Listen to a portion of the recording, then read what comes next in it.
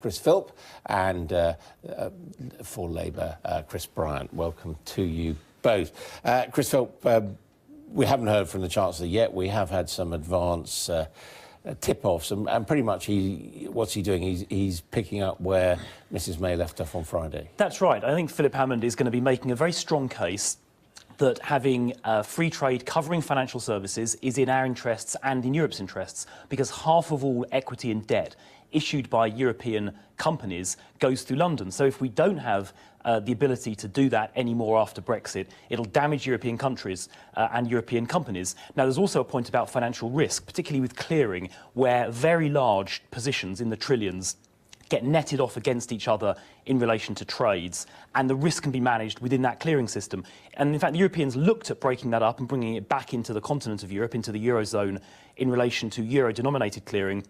A year or two ago, the French were behind that, and they backed off when they realised that actually it would create more risk in the financial system. So I think it's clearly in their interests as well as ours to make sure we have some kind of deal. Yeah, but the problem is they don't see it that way, do they, from what we've heard so far? Well, look, I think this leaked memo you referred to is a bit of political posturing. You get that, obviously, on both sides in a negotiation.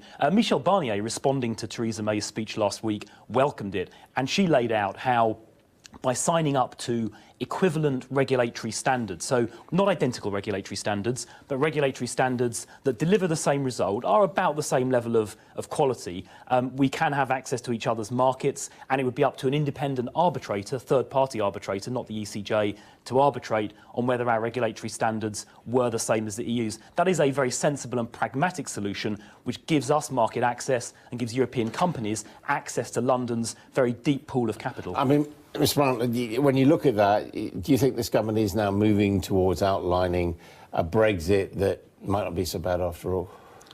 No, so far as I can see, and obviously I've not seen Philip Hammond's speech, but so far as I can see, he's basically saying for the financial services industry, we'd be better off staying in the European Union, or if not that, then at least staying in the single market. But that seems to be a red line that the government has ruled out.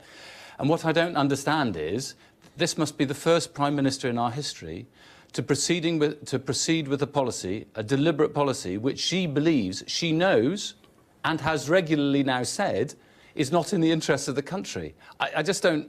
There's something that doesn't compute in all of this. And I don't think we're any further forward than we were a year ago. You know, in December, Theresa May said, oh, we've got this wonderful agreement on all the key issues to do with, including the Northern Irish border. I may be very, very stupid. Everybody's now shouting out, yes, you are, Christopher. But I don't understand how you seize control of our borders if you intend not to have any border controls. Right, OK.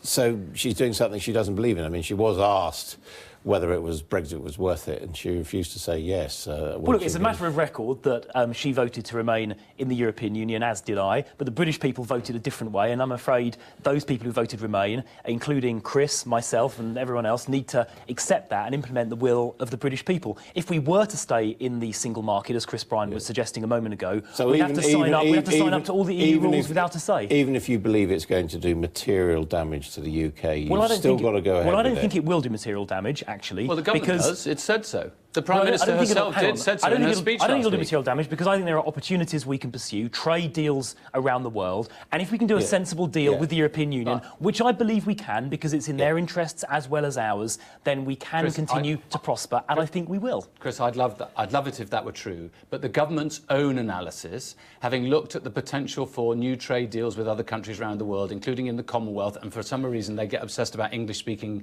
countries, shows that if you add up all the Commonwealth trade with the UK, it doesn't amount to Spain, France and Germany put together. And even if you were to increase it by 25% over the next 5 years, which would be a very tall order, it doesn't.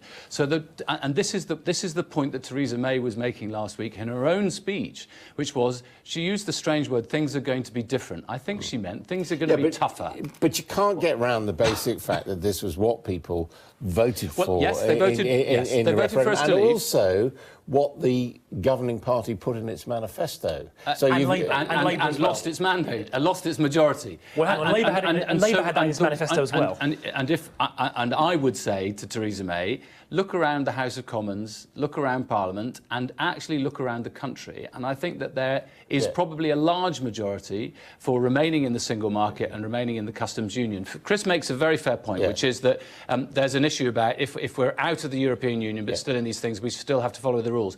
The truth is, every single version that Theresa May has come up with so far means we have to abide by the rules, but we don't get to sit at the table. Got the Chancellor has already said to the Select Committee this week that there's no two ways about it. There will be an adverse impact, as he put it, to being outside the single market and the customs union. And yet he's saying that's what people voted for. We've got to come up with practical ideas to limit that. And you would support that, wouldn't you? Yes, except that my problem is I have yet to see a practical solution to any of these. And that's the worry. I mean, I know I've already mentioned the border with Northern Ireland, but this is an absolute fundamental to me as a Welsh MP, because people think of Irish trade going straight to elsewhere in the European Union. It nearly all comes through Wales.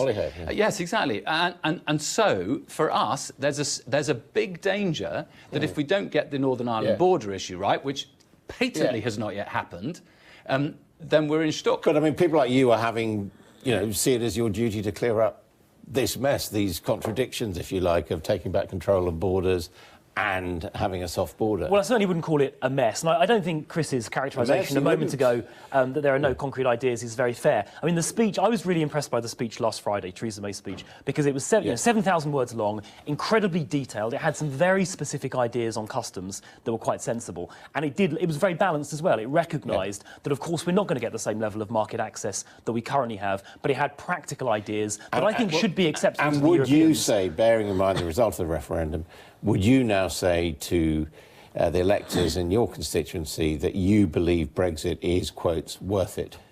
Well, look, I think the British public have voted for it, OK? We're going to make a success of it. There's no question about that. And we are going to make it worth it. We're going to make sure that we make the most of the opportunities it creates. Now, Chris mentioned trade a moment ago.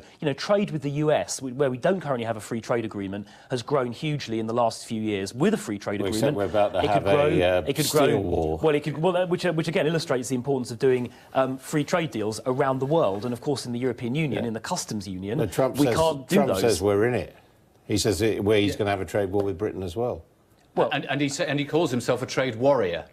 I mean, I think this is really worrying. My anxiety is that we're now about Wales. You've got a lot of steel there. Well, absolutely, and we're throwing ourselves back on depending on a deal with the United States of America, which has a president at the moment who is determined to impose tariffs on a whole range of different goods, and that worries me. And on top of that, I don't want to sell off the NHS to the United States of America. Well, no one is proposing to do that. Although, of course, some of your colleagues were saying that TTIP, which the European Union was looking to sign up to, would do exactly that. Well, there were dangers in TTIP. But we're not going to rely just on the US. Of course, there are countries around the world, India, China, Brazil, emerging economies that we can do free trade deals with. Liam Fox is working on that. So let's seize those opportunities. Let's keep trade with Europe flowing, and let's make the most of this opportunity. We are going to make it a success. Cross your fingers and hope. That's all the government's got at the moment. On that note, thank you both very much indeed.